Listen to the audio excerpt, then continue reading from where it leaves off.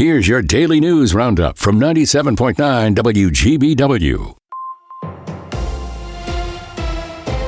From the 97.9 WGBW newsroom, I'm Connie Fellman with this local news update. With the division lead on the line, the Packers head to Chicago tomorrow to play their first full game of the season without star pass rusher Micah Parsons. There's been a lot of speculation being tossed around about what Parsons' loss will mean for the rest of the season for the Pack, but when it comes to the players themselves, they are unflappable. Here's what Packers QB Jordan Love had to say leading up to tomorrow's game. Yeah, no, I definitely know for a fact, we won't be losing any confidence in who we are as a team. But, I think as a leader and for the other leaders, it's just keep pushing that message out there that, we still got everything we want right in front of us. And it starts by handling business this Saturday. No one will argue that losing Parsons hurts, but many, including Parsons himself, are quick to point out he's not the only talent in Green Bay's defense. As defensive coordinator Jeff Hafley recently put it, just give our defense and our team diversity and watch what happens. We'll find out. Remember, the Packers are playing on Saturday this weekend. Kickoff set for 7:20 tomorrow night. Even though the Packers game is in Chicago, there will be plenty of action around Lambeau Field. And if you plan to be there at all tomorrow, you'll likely run into one, if not both, of these guys. Throwbacks from the days of the old Leatherheads, when the team, for a brief period, was known as the Acme Packers. Acme Packing Company out of Chicago bought out the Indian Packing Company, where Curly Lambeau worked at the time, and originally sponsored the startup semi-pro team, hence the team's name.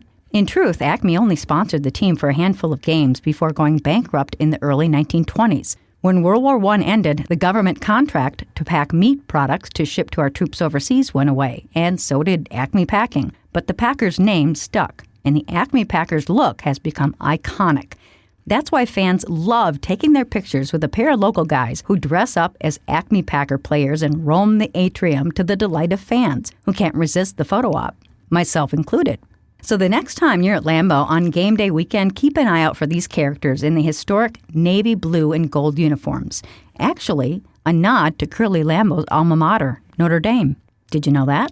It wasn't until decades later, under Coach Vince Lombardi, that the Green Bay Packers actually got green uniforms, officially. The Globetrotters are dribbling back into Wisconsin just a little bit earlier this year. The Harlem Globetrotters will hit the court at Pfizer Forum in Milwaukee on December 26th, instead of their usual New Year's Eve show. The team is marking its 100th anniversary with 2 performances that day. The Bucks have a home game New Year's Eve, causing the change. As we head into another Packers-Bears weekend, it's a good time to remember why the love affair between the Packer fans and their team goes both ways. Here's just one example. Nearly 400 civic and charitable groups across Wisconsin got an early Christmas gift from the Green Bay Packers this week. The Packers Foundation awarded $1.5 million in annual grants during a ceremony at Lambeau. 38 of those grants, with a total of nearly $150,000, will go to organizations right here in Brown County. One of those recipients is the Mandolin Foundation, which runs Amanda's House, a sober living program for women in recovery and their children.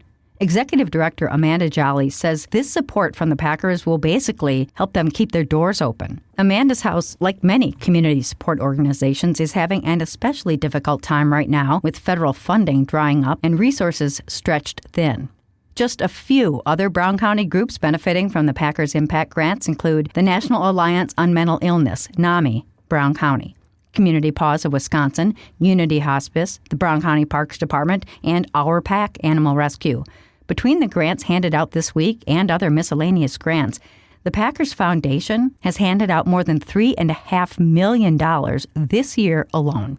With news at the top and bottom of the hour all day and on demand anytime at WGBW.FM, I'm Connie Fellman, 97.9 WGBW News.